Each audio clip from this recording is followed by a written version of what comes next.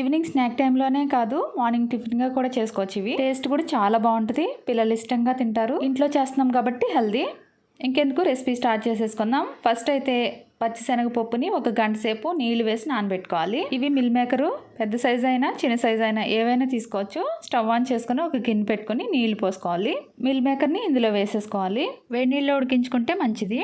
నీళ్ళు వేడెక్కి ఒక్క పొంగు వచ్చిన తర్వాత స్టవ్ ఆఫ్ చేసుకుంటే సరిపోద్ది. గిన్నె స్టవ్ మీద నుంచి దించేసుకొని పూర్తిగా చల్లారనివ్వాలి. లేదు అంటే చన్నీళ్ళైనా పోసుకోవచ్చు. ఒక 10 నిమిషాలు నానిన తర్వాత పూర్తిగా చల్లారిన తర్వాత నీళ్ళన్నీ పిండేసుకుని ఒక దాంట్లో వేసేసుకోవాలి. సోయా గ్రాన్యూల్స్ కూడా ఉంటాయి, అవైనా తీసుకోవచ్చు. నేనైతే మిల్ మేకర్ తీసుకున్నాను, ఇవే అవైలబుల్ ఉన్నాయని చెప్పేసి. ఓ మిక్సీ జార్ తీసుకుని ఈ విధంగా మిల్ మేకర్ అంతా వేసేసుకోవాలి. ఇది ఒకసారి గ్రైండ్ చేసేసుకుందాము. కొంచెం కోర్స్గా గ్రైండ్ చేసుకుంటే సరిపోద్ది, అంటే స్మూత్ పేస్ట్ లాగానే అయిపోతుంది. ఈ విధంగా అయిన తర్వాత గంట ముందు నానబెట్టుకున్న పచ్చిశనగపప్పు నీళ్ళన్నీ తీసేసుకొని ఒక హాఫ్ వరకు వేసుకోవాలి మిక్సీ జార్లో. ఇది కోర్స్గా గ్రైండ్ చేసుకోవాలి, మరీ మెత్తగా కాకుండా పల్స్ చేసుకుంటే సరిపోద్ది. ఇదిగోండి ఈ విధంగా కొంచెం గ్రైండ్ అయిన తర్వాత ఒక బౌల్లోకి వేసేసుకోవాలి. ఇంకో సగం శనగపప్పు ఉంది కదా, ఈ శనగపప్పు డైరెక్ట్గా వేసేసుకోవడమే. నెక్స్ట్ సన్నగా కట్ చేసుకున్న ఉల్లిపాయ, పచ్చిమిర్చి, కొత్తిమీర, కరివేపాకు, పుదీనా కూడా తీసుకోవాలి. నెక్స్ట్ మెయిన్ మసాలా ఇది చెక్క, లవంగాలు, ధనియాలు, సోంపు. ఇవి మొత్తం కూడా లైట్గా దంచుకుంటే సరిపోద్ది. ఈ విధంగా అవ్వాలి, క్రష్ చేసుకున్నట్టు. మసాలా వేసేసుకొని కట్ చేసి పెట్టుకున్న ఉల్లిపాయ, పచ్చిమిర్చి, కొత్తిమీర, కరివేపాకు, పుదీనా ఇవన్నీ వేసుకొని బాగా కలిపేసుకోవాలి.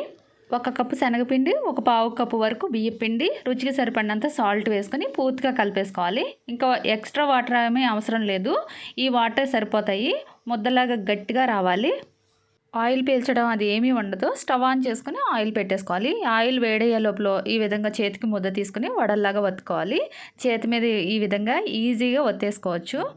పిండి కన్సిస్టెన్సీ ఈ విధంగా గట్టిగా ఉన్నప్పుడే ఆయిల్ పీల్చకుండా ఉంటాయి, అది చూసుకోండి. ఒకవేళ కొంచెం లూజ్గా అనిపిస్తే మాత్రం కొంచెం పిండి యాడ్ చేసుకోవచ్చు, అంటే శనగపిండి యాడ్ చేసుకోవాలి ఎక్స్ట్రా.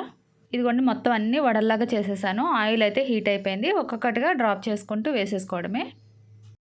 ఇవి వేసిన వెంటనే గరిటె పెట్టేసేయకుండా ఒక 3 నిమిషాలు ఆగిన తర్వాత అటు ఇటు ఫ్లిప్ చేసుకుంటూ గోల్డెన్ బ్రౌన్ వచ్చేంత వరకు ఫ్రై చేసుకోవాలి. స్టవ్ని మీడియం హీట్లో పెట్టుకుంటే పర్ఫెక్ట్గా ఫ్రై అవుతాయి.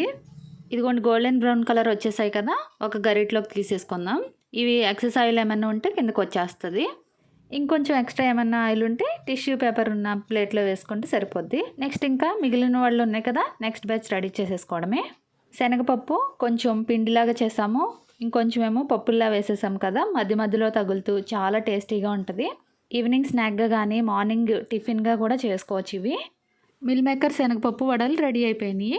పిల్లలు కూడా పెట్టచ్చు, చాలా హెల్దీ. రెసిపీ ఎలా ఉంది కామెంట్ చేసి చెప్పండి friends. Thank you, thanks for watching. Bye bye.